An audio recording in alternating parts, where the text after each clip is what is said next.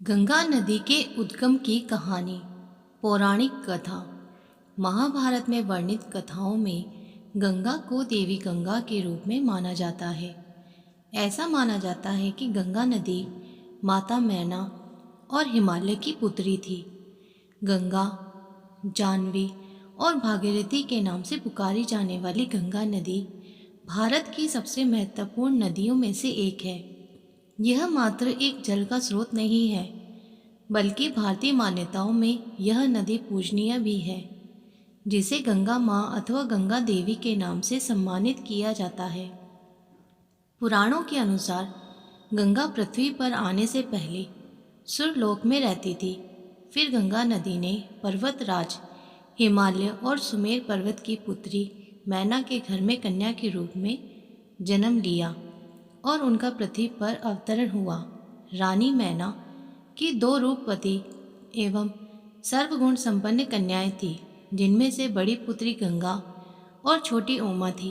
एक बार सुरलोक में रहने वाले देवताओं की दृष्टि गंगा पर पड़ी और विश्व कल्याण हेतु उसे अपने साथ स्वर्गलोक ले गए। पुराणों के अनुसार गंगा की उत्पत्ति हिंदू पौराणिक कथाओं में गंगा नदी का निर्माण तब हुआ जब भगवान विष्णु ने वामन के रूप में अपने अवतार में ब्रह्मांड को पार करने के लिए 2 कदम उठाए। दूसरे चरण में विष्णु के बड़े पैर के अंगूठे ने गलती से ब्रह्मांड की दीवार में एक छेद बना दिया और इसके माध्यम से मंदाकिनी नदी का कुछ पानी गिरा दिया। इस बीच राजा भागीरथ यह पता लगाने के लिए चिंतित थे कि राजा सागर के 60,000 पूर्वजों को वैदिक ऋषि कपिला को भस्म कर दिया गया था। इन पूर्वजों को स्वर्ग की प्राप्ति के लिए भागीरथ ने कपिला से पूछा कि यह कैसे प्राप्त किया जा सकता है। उनकी पवित्रता उद्धार का एकमात्र मार्ग गंगा का जल ही था।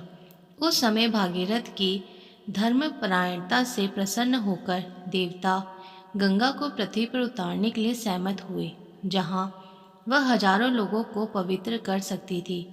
इस प्रकार गंगा का पृथ्वी पर आगमन हुआ। शिव की जटा में कैसे आई गंगा नदी? भागीरथ एक प्रतापी राजा थे। उन्होंने अपने पूर्वजों को जीवन मरण के दोष से मुक्त करने के लिए गंगा को पृथ्वी पर लाने की ठानी, जिसके लिए उन्होंने कठोर तपस्या शुरू की।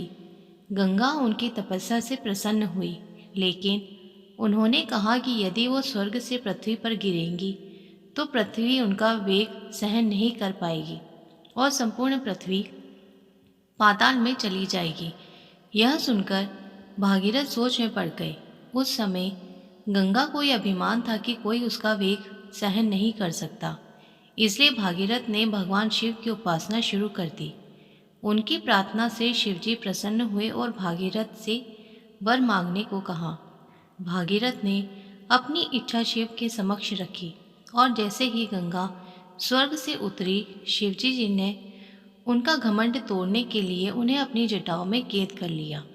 उसके बाद अत्यंत आग्रह के बाद शिवजी जी ने गंगा को एक पोखर में छोड़ दिया, जहाँ से वो 7 धाराओं में बट गई। तभी से गंगा का एक हिस्सा शिव की जटाओं से निकलता है।